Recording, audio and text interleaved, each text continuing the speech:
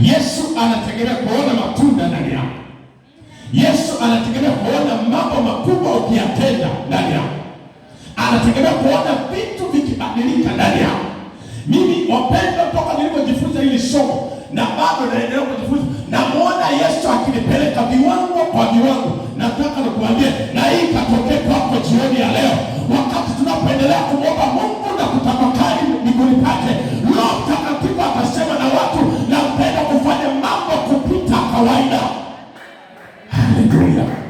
Yaani mpaka nyumbani kwako wakushangae. Wanawake mbwa, yaani ifike mahali mpaka diko la nyumbani lina mabadiliko. Yaani japokuwa unapiga dagaa hizo, lakini lina nini? Lina mabadiliko. Mzee na yeye anasema, mbona mama ile mapishi ya leo hata siyaelewele? Kumbe kuna upako fulani, kuna mambo fulani yameanza kuchange kwenye maisha yako. Sio kupika kule kule, kuvaa kule kule, kutembea kule kule, kutenda kule kule. Tuone mabadiliko sasa. Tukijua hizi hazina za mbinguni, wapendwa, kila mtu atatamani kwenda katika viwango vingine, na Yesu atatukuzwa sana mahali hapa. Na nasema haya kwa sababu ndiyo maono ya mtumishi wa Mungu.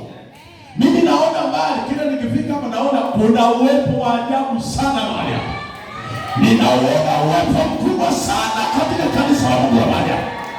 Na kila jinsi ninapoona uwepo huu unapotembea mahali hapa, natamani nione na watu wake wakitembea huko mtaani, wakiasili mazingira yote wanayokaa. Bwana Yesu asifiwe sana. Haleluya. Kuna mtu ananielewa? Bwana Yesu asifiwe. Yaani dada, wakuone huko mtaani, hata kama ukibeba dishi lako la nani la machungwa, waone kana kwamba huyu dada wa jana sio sawa na dada wa leo. Yaani kuna upako fulani machungwa yako, yaani ulazimishi kuuza. Ule upako wanaotembea nao wanaita wenye dada, njoo nataka hayo matunda yako, nataka mkocho wako. Kuna mtembeo mwingine jioni ya leo. Haleluya. Wangapi wananiamini? Wangapi wananiamini? Baba, hata kama unapokaa ofisini, yaani kuna namna ya uaminifu wako unaotaka kufanya kazi yako. Kuna vitu vitatokea, yaani kaskopa anasema huyu mzee kwenye scholarship tumpe huyu baba huyu aende. Bwana Yesu asifiwe. Amen. Hiyo inawezekana. Sasa siri kubwa, lazima utambue. Ukishatambua, unachukua hatua za kutembea katika viwango. Hatutaki kuona pale pale. Sisi tunataka tuone yule Mungu aliyofanya zamani anafanya hata na sisi kwetu vile vile, kwa viwango vile vile. Wao ni kina nani na sisi kina nani? Kama Bwana yule yule na huyo wa kwetu atatutendea tu. Bwana Yesu asifiwe. Haleluya. Haleluya.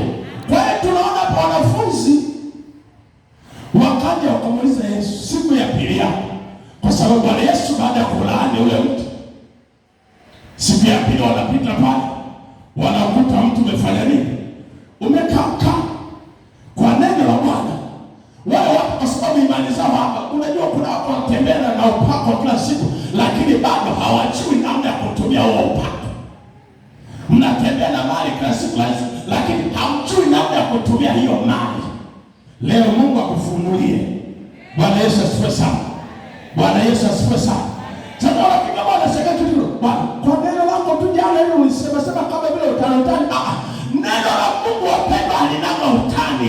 Lenye kazi yake linanyosha tu, likitolewa, likitamkwa, linaenda kufanya kupitia kwayo.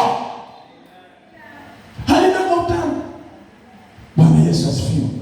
Niwasimulia siku shuhuda nyingi, lakini nataka nikwambie Yesu yule anayefanya kwa wengine na atafanya tu kwako. Wewe muamini. Mungu anataka tu kuamini.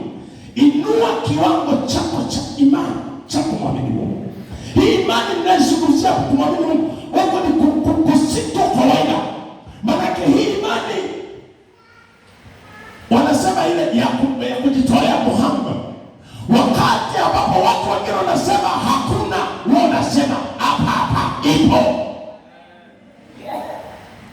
Haleluya. Sio jambo dogo. Sio jambo dogo.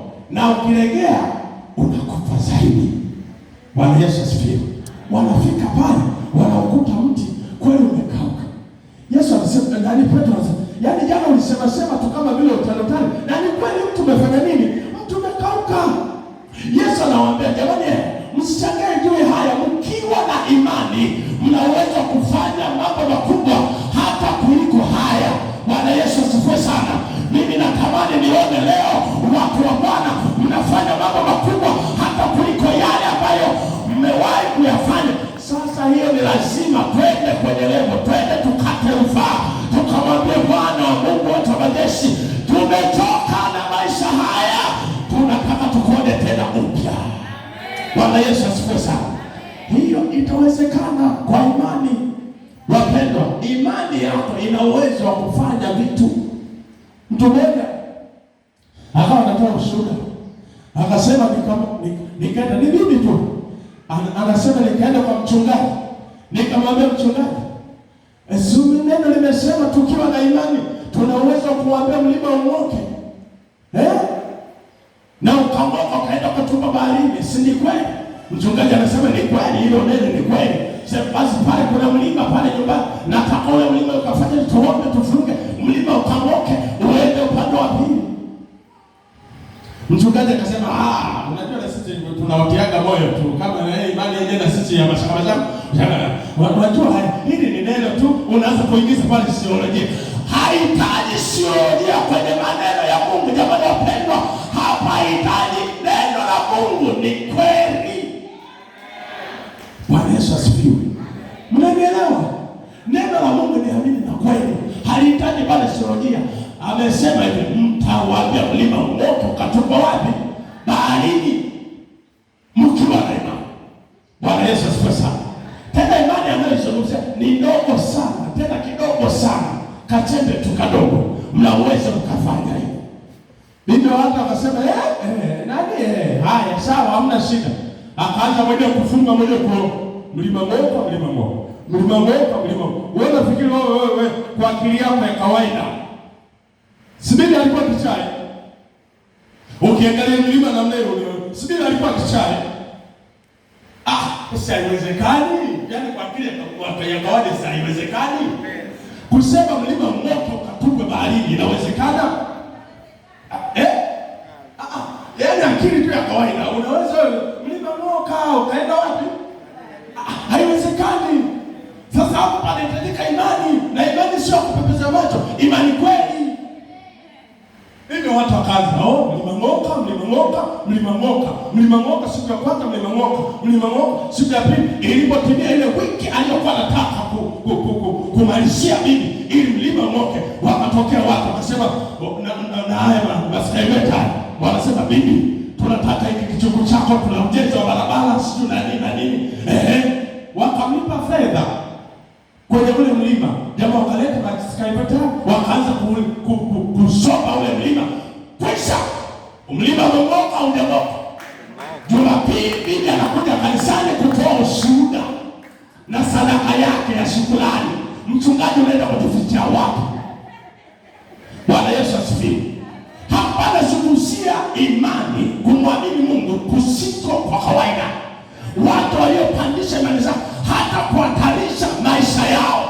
Sasa wengi hatutaki kuhatarisha maisha. Jamani, hakuna kupanda viwango pasipokuwa na gharama. Hiyo gharama huwezi kuikwepa. Lazima gharama hii uigharamikie. Ndio maana hata wokovu tuliopata haukuwa tu bure bure. Kuna watu waliugharamia. Kuna mwanaume Yesu aliugharamia. Bwana Yesu asifiwe wapendwa. Sio bure. Tunataka tu vitu vitokee kwa mteremko. Tunataka tu tukiomba kidogo. Tunataka tu watumishi wa Bwana tamka neno.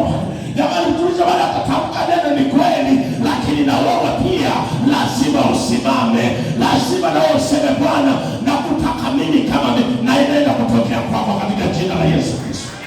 Tunataka twende viwango vingine vya kumwamini Mungu kiasi kwamba watu wanapokuona wakuone sio kwa kawaida.